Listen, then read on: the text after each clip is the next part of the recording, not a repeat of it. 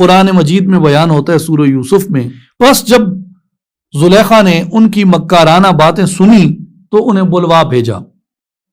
اور ان کے لیے مجلس آراستہ کی. پھر ان کے سامنے پھل رکھ دیے اور ان میں سے ہر ایک کو پھل کاٹنے کے لیے ایک ایک چھری تھما دی اور یوسف علیہ السلام سے درخواست کی کہ ذرا ان کے سامنے سے ہو کر گزر جاؤ تاکہ انہیں بھی میری کیفیت کا سبب معلوم ہو جائے. سو جب ان خواتین نے یوسف علیہ السلام کے حسن زیبا کو دیکھا تو اس کے جلوہ جمال کی بڑائی کرنے لگی اور مدہوشی کے عالم میں پھل کاٹنے کی بجائے اپنے ہاتھ کاٹ بیٹھیں اور دیکھ لینے کے بعد بے ساختہ بول اٹھی اللہ کی پناہ ما ھذا بشر،